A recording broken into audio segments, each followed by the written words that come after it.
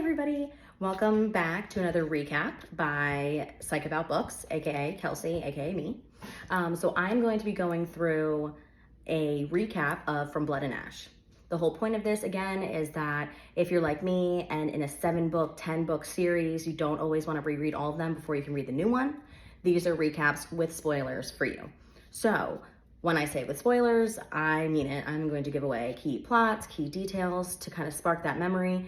If you haven't read this book yet and you don't want spoilers, this is your time to stop, back up, go someplace else, don't listen to me. So this, again, I'm going through From Blood and Ash by Jennifer L Armentrout. This novel follows Poppy. Poppy is a maiden, a young girl who's designated as the maiden, saying that she was born for a purpose, that she is going to grow up to be this very important person, but she doesn't quite know why, and it's never really explained to her. Even in this book, I don't think it's explained until a couple books in. So she is living her life under the veil. What the veil is it's a covering over her face so that nobody knows what she looks like, what the maiden looks like. It's part of the secretness of her. With that being said, she is not allowed to talk to people. She's not allowed to have any friends. She has one friend named Tawny, who is actually forced to be her one friend. She lives in a castle with the Tiermans, the Duke and Duchess Tierman, and she's not allowed to talk to anybody or be unveiled except for in their company. Through this novel, you'll find out that, this is kind of jumping ahead, but you'll find out that Duke Tierman does abuse her. So if that is a trigger warning for you, don't read this book, or at least be prepared that he does physically abuse her with whippings and does make her undress. So that is kind of a trigger warning. Other than that, through this novel, Poppy is going through this self-development, this finding herself. You know, she's a young girl. She's always been secluded and hidden, and she is given the chance to have a new guard, because she always has two. So one of her guards, Ryland, is murdered by rebels, and she's given a new guard called Hawk.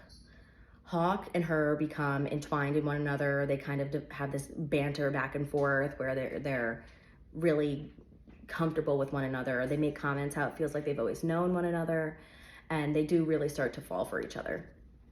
Going through this, there are a few attacks on Poppy and attacks at the Tierman house, castle, if you will, which then triggers them to want to move Poppy, move her from where she's been her whole life to a new area, to the capital, where she'll be with the queen. On this travel there, that is when Hawk, who is actually undercover, part of the rebellion, part of the Atlanteans, dissenters, those are all names for the rebels in this novel, reveals himself as just that, as an somebody that's trying to kidnap her. A little bit before that, I will tell you that there's a lot of, not smut, but like love, forbidden love between Poppy and Hawk. There's a lot of development in their relationship, the forbidden love, but Poppy's still seeking that with him. So on this trip to the capital, that is when they're going to be attacked by Craven, which are scary monsters that are essentially born from vampires, or vampire, which is what's called in the novel.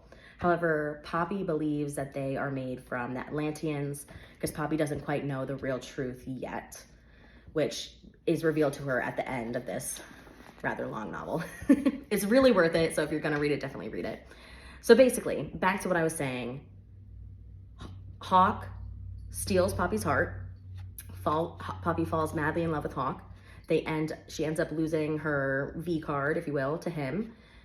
And right after that is when it is revealed to her that Hawk is actually the Prince of Atlantia, Castile Denier. That really breaks Poppy. That's really close to the end. She's very angry. She doesn't understand why this is happening. And Hawk has also developed feelings for Poppy. So now Hawk has to wrestle with what he's going to do with her. He did kidnap her. He now has her. They're going to Atlantia.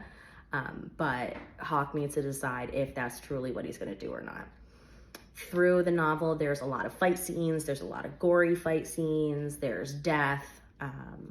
There's some nudity, some risque scenes.